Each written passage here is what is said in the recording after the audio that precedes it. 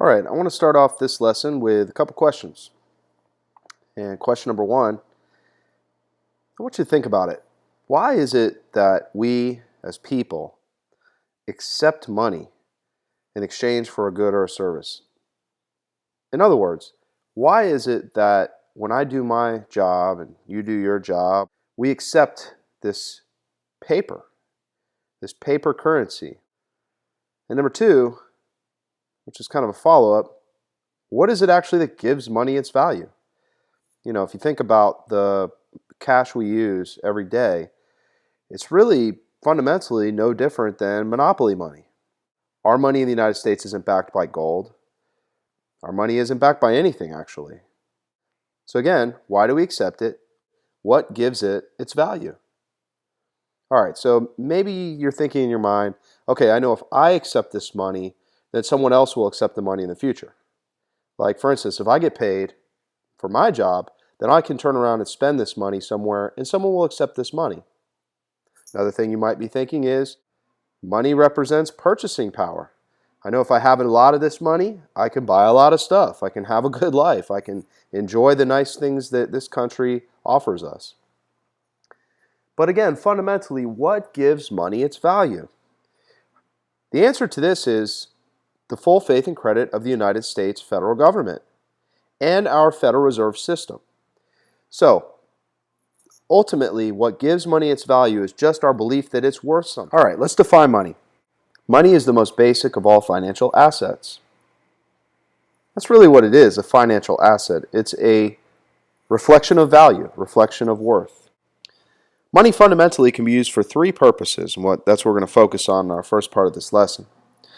The three functions of money, and we'll spend some time defining these and illustrating what they represent. The three functions of money are, number one, money as a medium of exchange. Number two, money as a unit of account. Number three, money as a store of value. Okay, I want you to think about how beneficial money is when we use it to trade goods and services. I mean, think about it for a second. If we didn't have money, it would be incredibly arduous to try and trade products. Money allows us to have a representation of value, and that value in turn represents what we should be able to buy with our goods and services. So you can see in this picture here on the left, I've got some primitive individuals, and they're trying to trade, it looks like, a rug for some fish. So these two individuals will trade these products if and only if both of these products are simultaneously beneficial to both. Well, I know in my life that I don't want to have to think and rely upon the fact that something I have will be desirable to someone else that also in turn has something that I desire. Anyway, money as a medium of exchange acts as a payment for goods and services. It allows us to effectively buy and sell stuff. Now the words medium means come in the middle of an exchange, a transaction. And so medium of exchange represents money coming in between two individuals as they transact. Now if we didn't have money, we would have to rely on what these two guys are doing. And that's called a barter system. And a barter system is when one person trades one good, another person trades another good, and both parties benefit in that respect. Now it wouldn't be impossible to do, but it would be terribly inefficient. And I mentioned this before, but the reason why this would be inefficient is because of what's known as the double coincidence of wants. The double coincidence of wants says that simultaneously I have to have something that you desire, and then you have to have something that I desire, and we both trade. Well, that's incredibly inefficient because we know that there's going to be times where I don't have something that you want and vice versa. So today, if you go to lunch and you drive up to McDonald's and you go inside and you tell them, hey, I'd like to buy a cheeseburger and some fries and a large Diet Coke and an apple pie, it will be terribly inefficient for you to say, I'd like to buy these things, and what I have here with me is not money, but I have my family goat. Okay, and so McDonald's is going to look at the family goat and probably in their mind say, well, I guess we could use this for the meat for our burgers. So yeah, I'll make that trade. But if McDonald's didn't want the goat, then they probably wouldn't accept the goat, and you'd be left without the stuff you want. Well, money eliminates this problem. Okay, so let's talk about the second function of money. And this function of money is referred to as money as a unit of account. Now, on the screen, you can see there are three types of watches. We have a fossil watch. On the left, we have a Bulova watch in the center, and on the right, a Rolex. Now, I actually own a fossil watch. I own a Bulova watch. I do not own a Rolex. But if I was to ask you what's the difference between these three things, you could point to the price. And to even further answer my question, you would probably say that there's some level of quality difference or brand name difference or something that's drawing a distinction between these three products. See, each of these products are considered a unit. And this monetary system, these money values we place on these products, give us a way to account for the difference of these products, or an accounting system. Again, a monetary system that allows us to determine the distinction between the value of each of these products. So money as a unit of account is a way for us to express a value system, to know the difference between the value of these products. So if I was to ask the question, what is money as a unit of account? I could answer it with a question. And that question would be, what is the market value of these products? So money as a unit of account allows us to compare the value of the products. Okay, so let's move on to the third and final function of money that we can discuss based on this area of study. All right, so if I wanted to hold some money, and I wanted to hold that money to a future date because I don't feel like spending that money right now, or I want to save for retirement, whatever the reason, I know that money can be stored.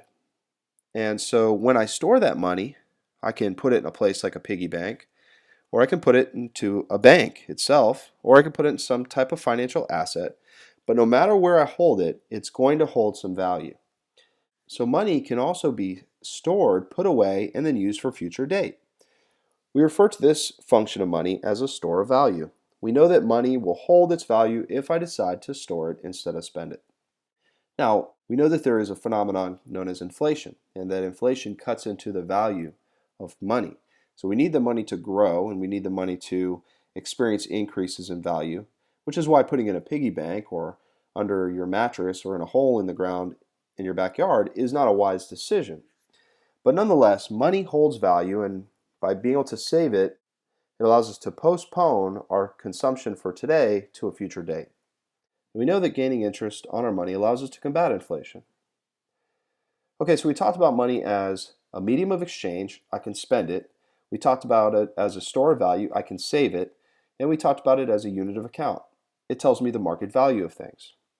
There are a few other important terms or functions that we need to identify with respect to money. Some money over time has come in the form of a commodity. A commodity is something that we use that has very little distinction from one product to the next. But in this case, our commodity is being used as money. So commodity money, if we were to stop using it as a medium of exchange, would still hold value. Let's take, for instance, gold. Gold has for many, many years been used as a medium of exchange. Well, today we don't really use gold for that purpose. Gold is used for jewelry and ornament, and in some cases for an investment purpose. But gold has what's known as intrinsic value. That means that left alone, it would have value even if we didn't use it for its purpose as a medium of exchange. If I'm not using gold to buy products, I know that gold has value in and of itself. There's a few different examples we can look to that would give us an idea of how commodity money works, but gold is a definite example. Silver is an example. During World War II, the Soviets and the American soldiers didn't trust each other's currency, so they traded in cigarettes because it had intrinsic value. They knew they could, if they weren't going to use it to trade, they could smoke it. And so that would obviously be a use for it. We talked a little bit about tulip bulbs and how during the speculative bubble in the 1600s that tulip bulbs acted as almost like a currency, where someone sold their house for one tulip bulb. So money as a commodity is the idea that if we didn't use it as a currency, we could still use it for something. That is different than what we call fiat money. Fiat money is basically paper money. And nearly every modern economy in our world today uses a system known as a fiat currency system. So with fiat money, we have money that is intrinsically worthless, meaning it has no intrinsic value. In fact, the word fiat is a Latin term which means to order or to rule or to decree. And who is making this order? Who is making this rule? The government. So fiat money, paper money, is intrinsically worthless. What gives it its value is that the government is telling us it's worth something. It is the full faith and credit of the government and then that nation's central bank which backs the money.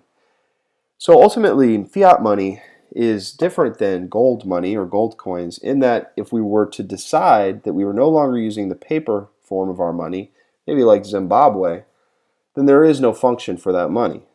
All right, another important term for finance and money is liquidity.